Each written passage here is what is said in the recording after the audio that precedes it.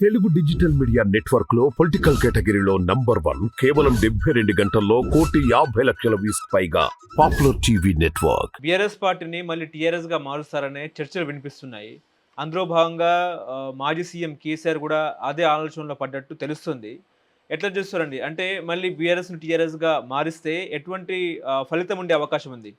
ఆయన లేదా ఆ పార్టీ చేసిన పెద్ద పొరపాట్లలో బ్లండర్ అంటాం కదా ఇంగ్లీష్లో, తన పార్టీని ఆయన బీఆర్ఎస్గా మార్చడమే ఆయన జీవితంలో రాజకీయంగా చేసినటువంటి పెద్ద పొరపాటు. అప్పుడే నేను వ్యాసం రాశాను. అంతకు ముందే వ్యాసం రాశాను, తెలంగాణ అస్తిత్వం ఏమైందని. అది పార్టీ మారినప్పుడు కూడా మనము రాసాము, మాట్లాడాము.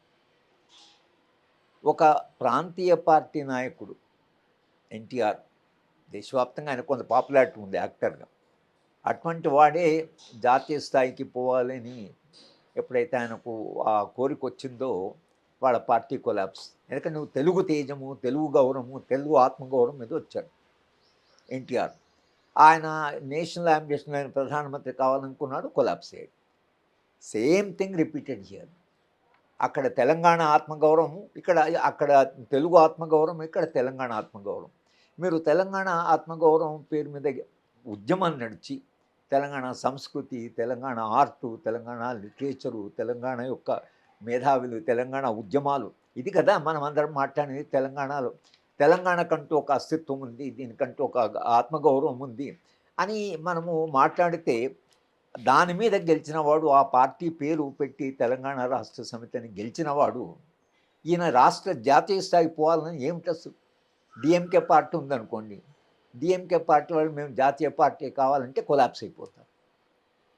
వాళ్ళు తమిళ్ ఐడెంటిటీ, తమిళ్ ఆత్మగౌరవము, తమిళ్ గర్వము అనేటువంటి దాని మీద ఇంతకాలం నిలబడ్డారు. ఒకవేళ ఆ పార్టీలు చీలినా మళ్ళీ అదే తమిళనాడు ఐడెంటిటీ లేకుండా ఏ పార్టీ అసలు అక్కడ మనలేదు. అటువంటప్పుడు దాంతో మేము నేర్చుకోవాలి కదా. అప్పుడు అది రాసాం కూడా కదా. మీరు తమిళనాడులో ఇవాళ ఏ జాతీయ పార్టీ కూడా దానికి ప్రవేశం లేనంత ఒక ఫోర్టు, ఒక పెద్ద గడిలాగా ఉంది అది. అది కాంగ్రెస్ పార్టీ కానీ, అది భారతీయ జనతా పార్టీ కానీ, కమ్యూనిస్ట్ పార్టీ, ఎవరికీ స్పేస్ లేకుండా వాళ్ళు తమిళనాడులో రాజకీయాన్ని కంట్రోల్ చేస్తారు. అది మంచిదా కాదని అది చర్చ వేరు. మీరు తెలంగాణ పేరు మీద గెలిచిన వాళ్ళు, మీరు తెలంగాణకు మార్చి తెలంగాణ తల్లి మరిస్తే తెలుగు తల్లి పెట్టుకున్న తర్వాత మీరు తెలంగాణ పేరు మీద ఓట్లు ఎట్లా అడుగుతారు? కనుక అట్లా వాళ్ళకి జరిగిన పెద్ద నష్టంలో ఇదొకటి. మీరు తెలంగాణ, అందుకనే నేను అప్పుడు రాసినప్పుడు అందశ్రీ పాట ఏదైతుందో జయహో తెలంగాణ, అది జనాన్ని చాలా ఇన్స్పైర్ చేసింది. దాన్ని రాష్ట్రగీతంగా పెట్టగా వీడికి ఏం నష్టం వచ్చింది? అది రాష్ట్రగీతంగా ఎందుకు అంగీకరించలేదు? మీరు ఆ తెలంగాణ అస్తిత్వాన్ని వదిలేస్తే తెలంగాణ ప్రజలు మిమ్మల్ని వదిలేశారు. ఇది వెరీ సింపుల్. అది ఇంకా మిగతా ఆయన బలహీనత, అహంకారము, తర్వాత అధికార కేంద్రీకరణ, అవన్నీ కంటే కూడా ఆయన మొన్న ఎన్నికల్లో కూడా మన తెలంగాణ ప్రైడ్, మన తెలంగాణ మనం రక్షించుకోవాలి అనేటువంటి నినాదంతో పోతే ఇంత పెద్ద ఎత్తున ఓడిపోయేటువంటి వాళ్ళు కాదు.